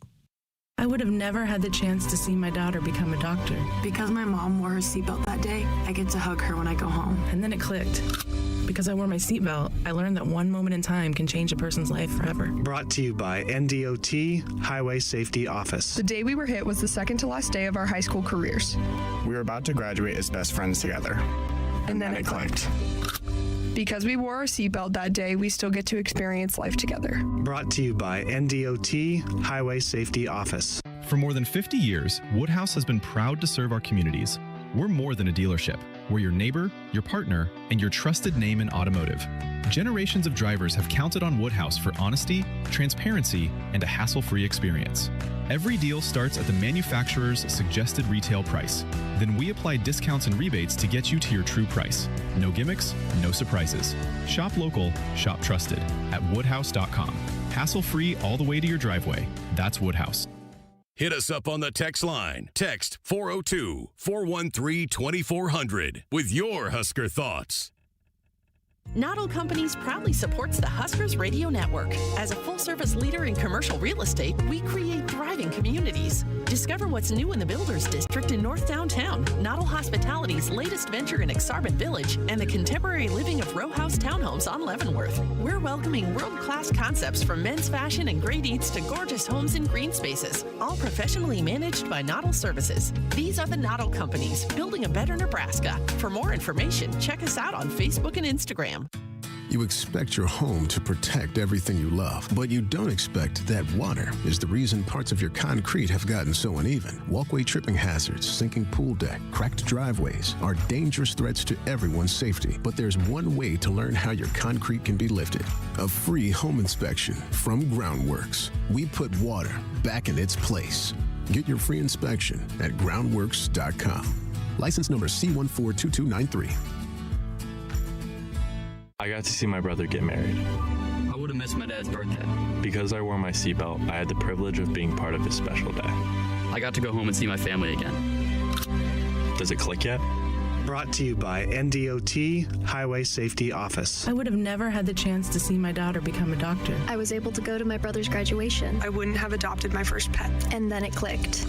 My seatbelt saved my life. Does it click yet? Brought to you by NDOT Highway Safety Office. What does it mean to be locally owned and operated? For Cenex, it means everything. It means that we know if you take your coffee to go or if you like to stay a while. It means we've helped Little Leagues get jerseys and local festivals get funding. It means we know what our communities need. So you'll always leave Cenex with a full tank, full of snacks, or full of smiles, or all of the above. And that means the world to us. Cenex, powered locally. The work is dirty and sometimes dangerous. It's the kind that can break your body, and if you let it, your spirit. But while there may be better ways to make a living, you won't convince me there's a better way to live. I'm a Nebraska corn farmer, and there's nothing else I would rather be. Brought to you by the Nebraska Corn Board. For more than 50 years, Woodhouse has been proud to serve our communities. We're more than a dealership. We're your neighbor, your partner, and your trusted name in automotive.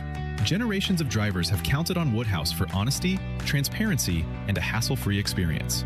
Every deal starts at the manufacturer's suggested retail price. Then we apply discounts and rebates to get you to your true price. No gimmicks, no surprises. Shop local, shop trusted at woodhouse.com. Hassle-free all the way to your driveway. That's Woodhouse. Woodhouse has been a trusted partner in your everyday since 1975. Shop for your next vehicle with the home team at Woodhouse and the official auto dealer of Nebraska Athletics. Welcome back to Sports Nightly. A couple segments left here for us tonight with Kyle Crooks. I'm Jessica Coody. Kyle, we joked last night, another event you probably wouldn't do is a 400-meter race, right? 400-meter hurdles, Yeah, correct? I don't think I have it in me. What would be the one you, like the shot put or something? If you were to Definitely do a not the high jump. Probably the do they have a 40-yard dash in there? 100 Like a- meter dash. I'm in a race walking. No, you'd be terrible at that too. I would be good at that. Yeah, you know what? This is you guys, you listeners out there and viewers. You get to see how I get treated around here. It's tough. All right. Well, we did have a couple of people chime in. So Paul in Hoskins was giving you, well, I don't know. He's probably giving us both a hard time, but he was sitting in his study eating rice cakes. That sounds like I'm in my kind of guy. mom's study, and you're a rice cakes guy. I'm a massive rice cakes guy. And then Sam in Omaha wants to know if we are going to the Omaha for the College World Series. I mean, who knows? Do we get free tickets? I don't know. That would be interesting. I wonder. Text in, let us know who's going to the Bananas here in the stadium. Are you going. one that's? Are you one that's interested in that? Of course. I mean, obviously we're going to promote it. It's a great event to have a Memorial Stadium. But has that been something before you got here that you were intrigued by? I would watch the clips on TikTok. there's that. Me too. So I'm just interested to see. I don't have tickets though. Somebody wants to give me those tickets, they can. I don't have any tickets, so I can't go because they won't let me in the door. I did hear one of the Bananas is on Dancing with the Stars the next season. That's just a funny sentence, the way you said that. One of the Bananas is on Dancing with the Stars. They were playing. They've been playing a bunch of SEC stadiums. So it's coming up quick. I know they're playing at Haymarket Park too. It's not just Memorial Stadium. Those are even tougher tickets to get, as you could imagine. I would expect it to not be an empty seat in the house coming up when that is. What's the actual date for the Bananas? Should look that up. I kind of forgot. It's the week of the College World Series. The 13th of June. A couple weeks away, right? It's the Memorial Stadium one is on June 13th. So exciting. Those hot tickets. Yeah. All right. What a riveting segment. Hey, but always glad to hear when people text in. I love when people text in. So send those texts. We love to hear from you guys. All right, got to get to a break. We're back to wrap up the show next. For more than 50 years, Woodhouse has been proud to serve our communities. We're more than a dealership. We're your neighbor, your partner, and your trusted name in automotive. Generations of drivers have counted on Woodhouse for honesty, transparency, and a hassle-free experience. Every deal starts at the manufacturer's suggested retail price. Then we apply discounts and rebates to get you to your true price. No gimmicks, no surprises. Shop local, shop trusted at woodhouse.com. Hassle-free all the way to your driveway. That's Woodhouse. Life is busy. Wouldn't it be great if someone could help you manage your insurance? Well, I do have a lot to keep on top of. Between the house, my life insurance, the car. Like you said, life is busy. A local trusted choice independent insurance agent can help you with your research, coverage selection, pricing, and claims at no extra cost to you. Which means I'll have more time to spend on other things. Trusted choice independent insurance agents. We'll help do your insurance. You just do you. Hit us up on the text line. Text 402-413-2400 with your Husker thoughts. What does it mean to be locally owned and operated? For Cenex, it means everything. It means that we know if you take your coffee to go or if you like to stay a while. It means we've helped Little Leagues get jerseys and local festivals get funding. It means we know what our communities need. So you'll always leave Cenex with a full tank, full of snacks, or full of smiles. Or all of the above. And that means the world to us. Cenex, powered locally. And now, introducing the starting lineup of your Nebraska Huskers. Starring Allo Fiber. At number 1, Allo Internet. At number 2, no satellite dish required. DirecTV through Allo. And at number 3, Allo Mobile. Allo Fiber, the official internet, TV, and mobile partner of Husker Nation. Level up your game and go to allofiber.com/Husker Radio.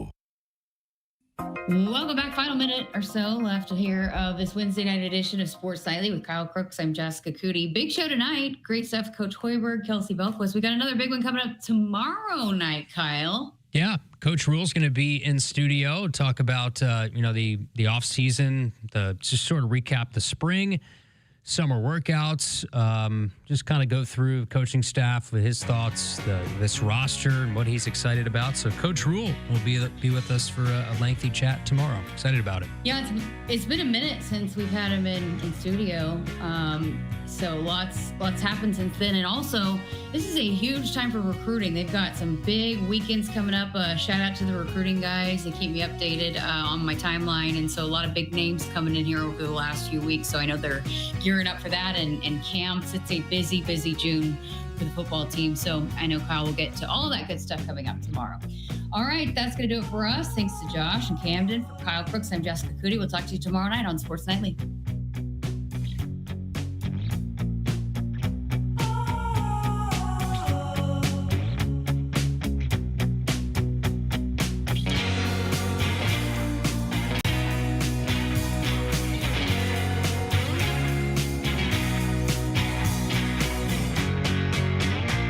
Hit us up on the text line. Text 402-413-2400 with your Husker thoughts. For more than 50 years, Woodhouse has been proud to serve our communities. We're more than a dealership. We're your neighbor, your partner, and your trusted name in automotive. Generations of drivers have counted on Woodhouse for honesty, transparency, and a hassle-free experience. Every deal starts at the manufacturer's suggested retail price. Then we apply discounts and rebates to get you to your true price. No gimmicks, no surprises. Shop local, shop trusted at woodhouse.com. Hassle-free all the way to your driveway. That's Woodhouse. It's not a job. I don't start my day by logging in or end my shift by punching out. I don't have a corner office, but I do have a seat with a view. I get to see every sunrise and every sunset. And while I may technically be my own boss, I fully accept that I am not in charge. I'm a Nebraska corn farmer, and there's nothing else I would rather be. Brought to you by the Nebraska Corn Board.